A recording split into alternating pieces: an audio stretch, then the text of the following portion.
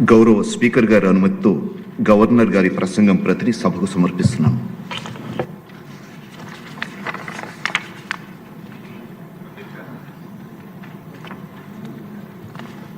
జయసూరి గారు.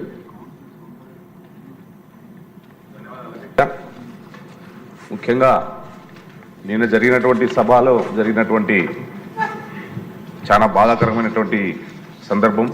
దానితో పాటు కూడా ఏదైతే ఎమ్మెల్యేలకు శిక్షణ తరగతులు ఇచ్చే కార్యక్రమానికి కోట్లు ఖర్చు పెట్టి శిక్షణ తుస్సు అని చెప్పేసి 22వ తారీఖు నాడు సాక్షి పేపర్లో ఆయన అవినీతి పత్రికలో లోకసభ స్పీకర్ గారి పైన తమరిపైన ఎలాంటి గౌరవం లేకుండా కూడా ఆ సాక్షిలో ఇచ్చినటువంటి కథనాలు చాలా బాధాకరమైనటువంటి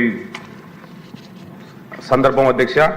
అయితే శిక్షణ తరగతులు జరగకముందే కోట్ల రూపాయల ప్రజాధనాన్ని ఖర్చు పెట్టి ఇక్కడ అసెంబ్లీ ఆవరణంలో టెంట్లేసి ఖర్చు చేశారని చెప్పేసి ఒక తప్పుడు నివేదికలు రాస్తూ రాష్ట్ర ప్రజానికానికంతా కూడా ఆయనకున్నటువంటి కరపత్రమైనటువంటి సాక్షి పేపర్లోను సాక్షి ఛానల్లోనూ తప్పుడు ప్రచారాలు చేస్తూ ప్రజాస్వామ్యంలో సభల పైన ఉన్నటువంటి గౌరవాన్ని అగౌరవపరుస్తూ ఈరోజు జగన్మోహన్ రెడ్డి గారు ఆయన సాక్షి పేపర్ అవలంబిస్తున్నటువంటి విధానాలు చాలా బాధాకరమైనటువంటి విధానాలు అధ్యక్ష.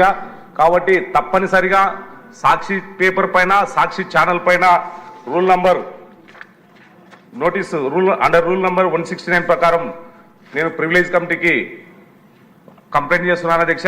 దీనిపైన మీరు ఈ ప్రివిలేజ్ కమిటీలో పెట్టి సాక్షి ఛానల్ పైన సాక్షి టీవీ పైన తగు చర్యలు తీసుకోవాలి, గట్టి యాక్షన్ తీసుకొని ప్రజానికానికి చేస్తున్నటువంటి తప్పుడు సమాచారాన్ని అరికట్టి మరొకసారి ఇలాంటి వార్తలు ప్రచురించకుండా చేయాల్సినటువంటి బాధ్యత తమరి పైన ఉందని చెప్పేసి దీన్ని ప్రివిలేజ్ కమిటీకి రెఫర్ చేయవలసిందిగా నేను కోరుచున్నాను అధ్యక్ష. ధన్యవాదాలు అధ్యక్ష. ఓకే అండి, ఈ విషయం కూడా మీరు అందరి దృష్టికి వచ్చి ఉంటుంది. సాక్షి పేపర్లో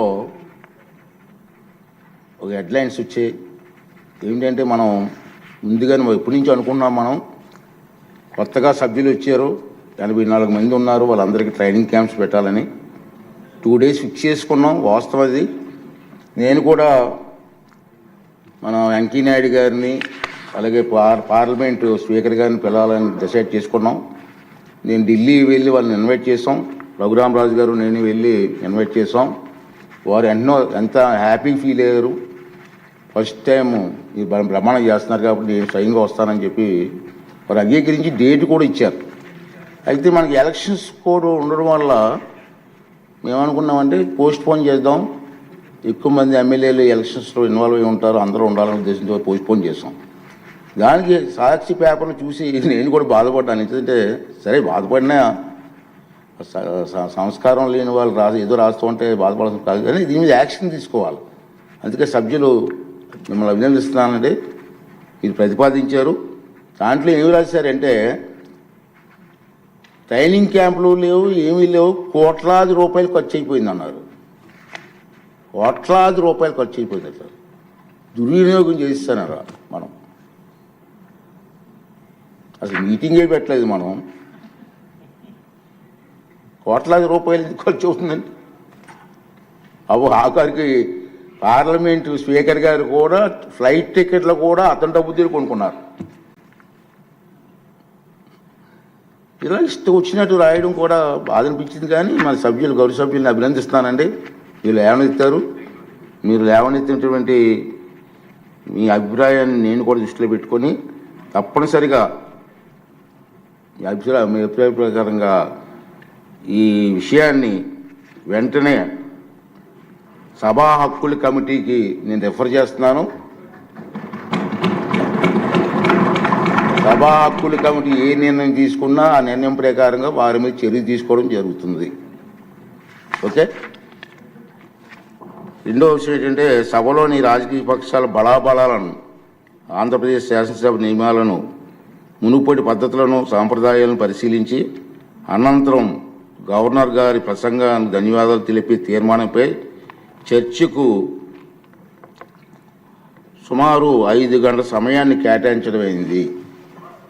ఈ చర్చ జరగడం కోసం గవర్నర్ గారి ప్రసంగాన్ని ధన్యవాదాలు తెలిపే తీర్మానాన్ని సవరణలను ఈ ఉదయం 11 గంటల వరకు ఏమైనా సవరణలు ఉంటే ఈ ఉదయం 11 గంటల లోపున మన సెక్రటరీ జనరల్ గారికి మీరు అందించవచ్చు. ఇప్పుడు గవర్నర్ గారి ప్రసంగానికి ధన్యవాదాలు తెలిపే తీర్మానాన్ని ప్రతిపాదించవలసిందిగా శ్రీ కోన రవికుమార్ గారిని కోరుతున్నాను.